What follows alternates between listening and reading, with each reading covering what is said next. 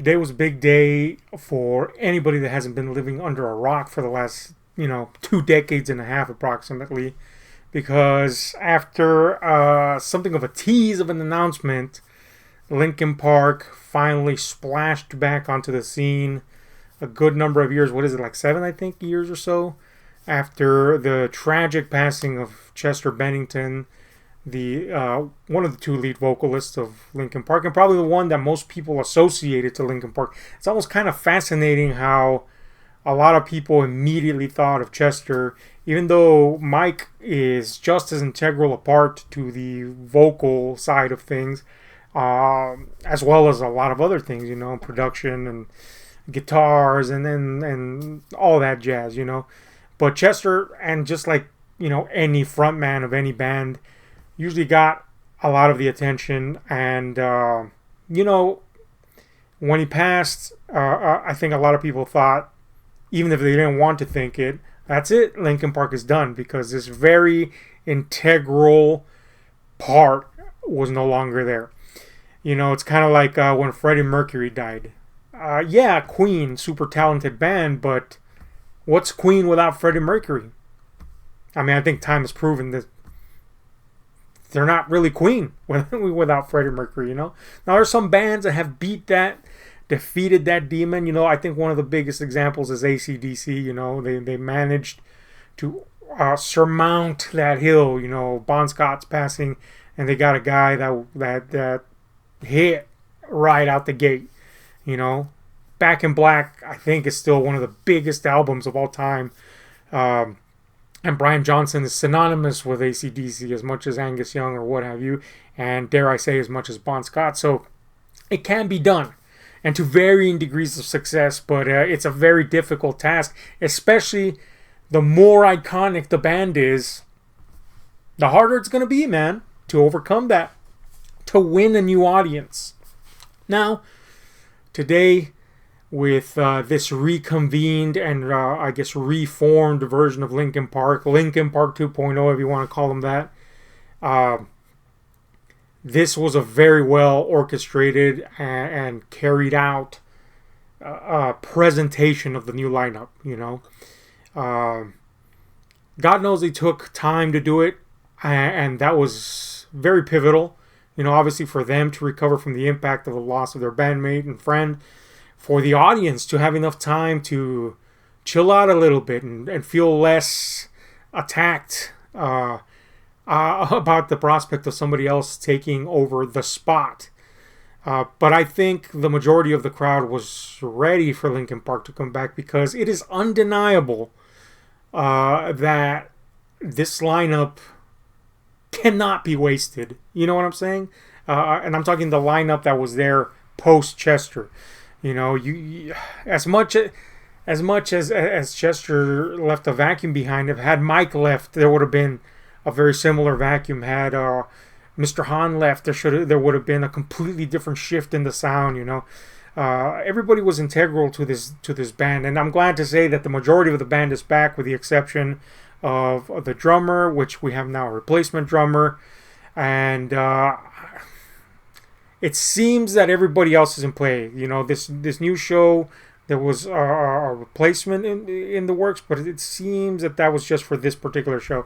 Now, we do have the new drummer, as I said, and more importantly, I think, for everyone that's concerned about this, is the new singer. And it had been going around for months that I forgot who said it in some interview. Somebody that would be in the know said, "Oh, it's a female singer," which immediately worried me. Not for the reasons you're probably thinking, but because I know how the internet is nowadays. I know how people are nowadays. They hear woman and they start alling up the place. Oh, it's gonna be this, it's gonna be that, gender swap, and they find reasons to complain about it.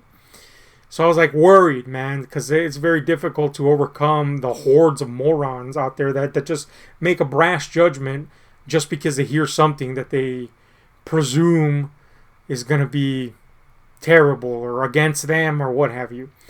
On top of that, whoever it was, female, male, known or unknown, what have you, Chester is irreplaceable. I think everybody understands that, and I'm very glad to say that the band, and should we have expected any less, understood that as well. There was no attempt to replace Chester in terms of, aesthetic, in terms of the sound, none of that. They could have. There's a cover band from I want to say Brazil called Hybrid Theory. They're Latin American anyway, called Hybrid Theory.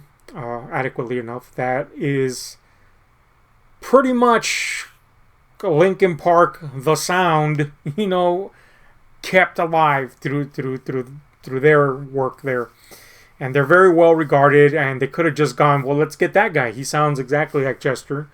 Let's get that guy. But no, they did not do that, and that's a very wise move. They did not try to make broad moves that would offend anybody, but they came in with the right energy. They came in revitalized. You could feel, I waited to make this video because I wanted to see the band in action. I was at work, so I didn't get to see the thing live. I didn't get to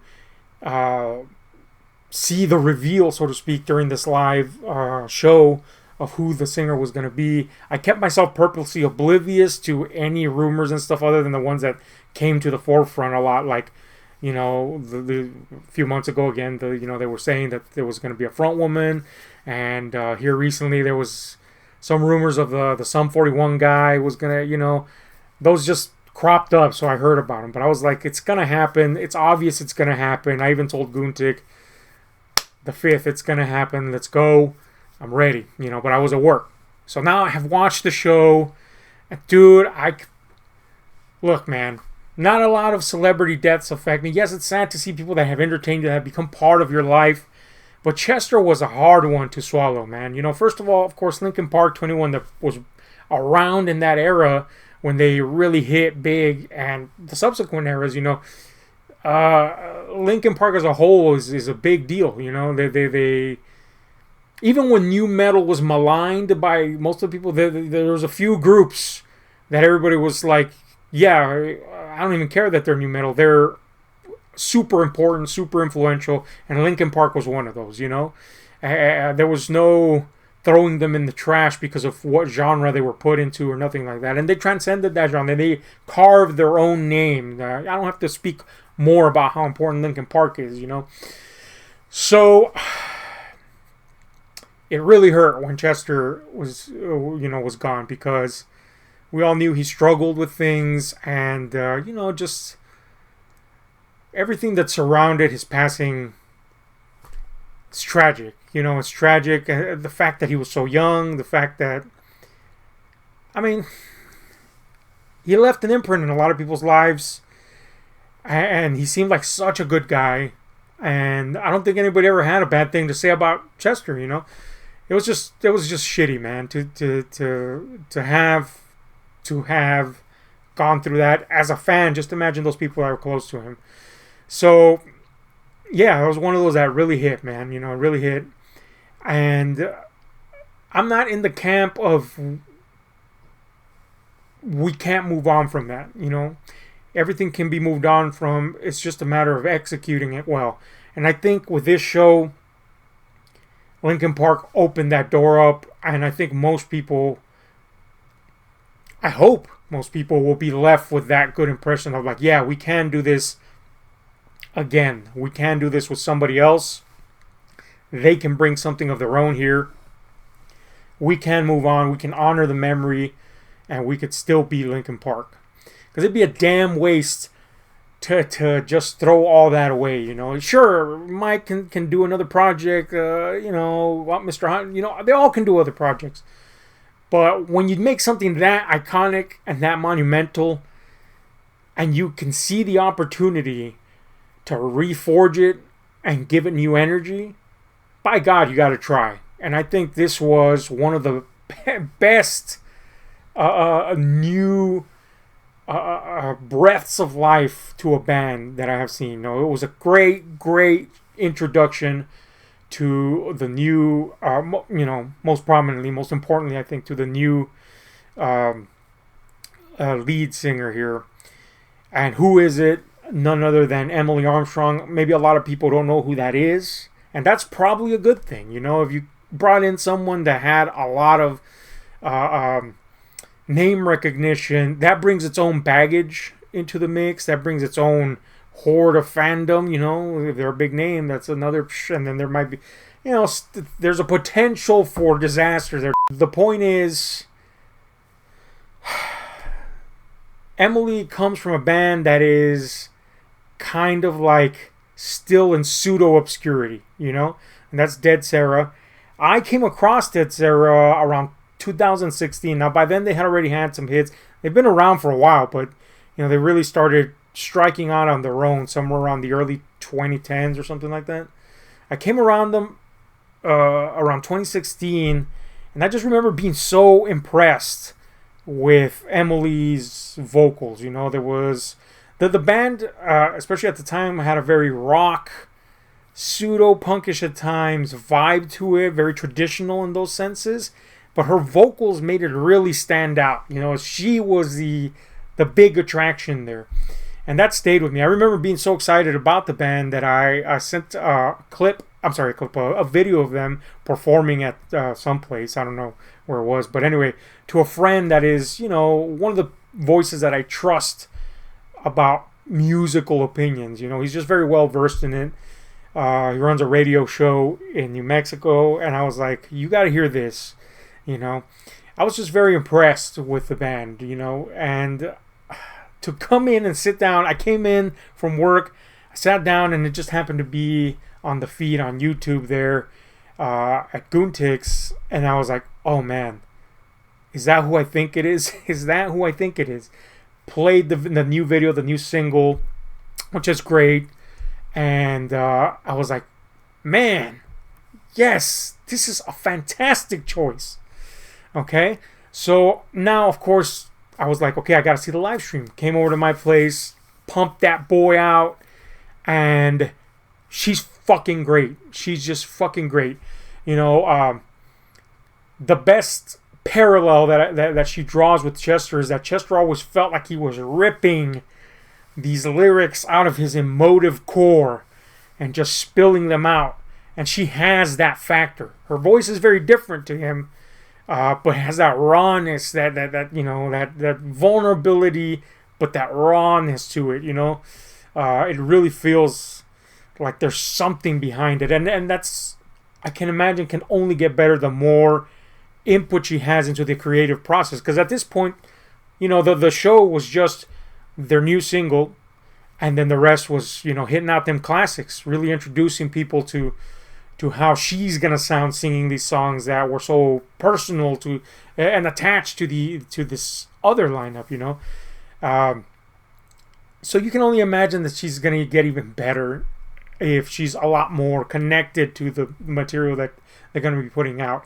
So I'm very freaking excited, man, at the prospect of this. She just sounds fantastic in the position. So, I mean, I'm elated, man. It's very rare that this type of stuff feels like it's gonna go somewhere.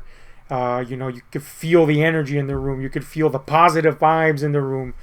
Now, of course, I right after I saw it, I went online and was looking at a lot of comment sections, reactions to this event, and I'm glad to say that the majority of the ones that I saw, at least at the moment, were very positive, very receptive. People going like, yes, it's okay, it's time to move on. I think a lot of people, especially in the fandom, were like ready, like, yes, we don't want to lose Linkin Park in its entirety. We are ready for this new iteration. So there was a lot of good reception. There was the people that knew of Emily, and they were like, dude, like me, like they were like, yes, she's such a good choice. And what's great about this choice is that it came out of the blue, at least for me. I never expected Emily, Linkin Park, boom, to be a thing. Like, that's, I didn't expect that. I didn't think that they were going to pick someone with huge name recognition. I think they were wise enough to avoid that. And it's not to say that Dead Sarah is like a huge band, but they do have quite a following. Just it's a smaller, kind of like a middle range of fame there. But it was just unexpected. It's like, not to this degree, but it's like if fucking Rammstein was like, oh, by the way, Barry Manilow is going to replace Till Lindemann. You're like, what? Wow, I didn't expect that. Although that would suck. This doesn't suck. This freaking rocks, baby. I love it. I love it. I love it. Whatever. Anyway, the majority of the reaction was very positive. I was glad to see that. But of course you have the mandatory morons. And of course you have the people that somehow made this into Linkin Park is woke now type of. It's like, can we please stop being Neanderthals? Please, man. What is this?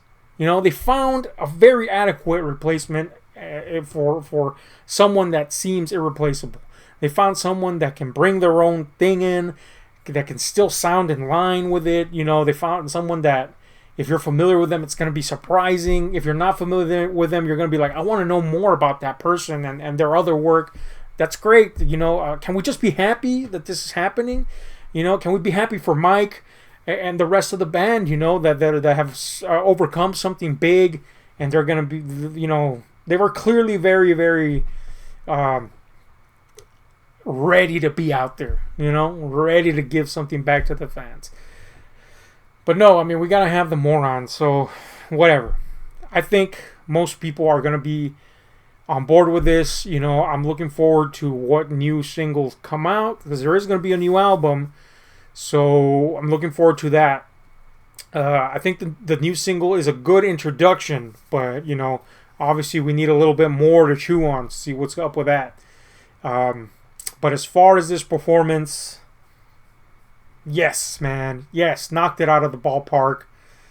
It just feels really good, and man, it was one of those things, and I don't think just because being a fan is the sole motivation for feeling this, but Linkin Park was part of the zeitgeist for a long time, so hearing them come back and seeing them be ready to come back, and then feeling everything click in its own special way, in a new way, man, it just gave me chills, bro. It just gave me chills. There was moments in the performance where I was just like, yes, it just damn good, man, damn good. I couldn't be happier.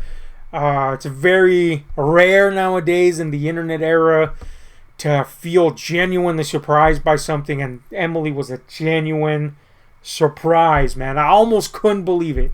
I almost couldn't believe it had I not seen it. I saw that I saw that music video, and I was like, no way, man, no way. Am I seeing what I'm seeing here? So that alone was worth the thing. I really hope that this takes off, that this kicks off and does well.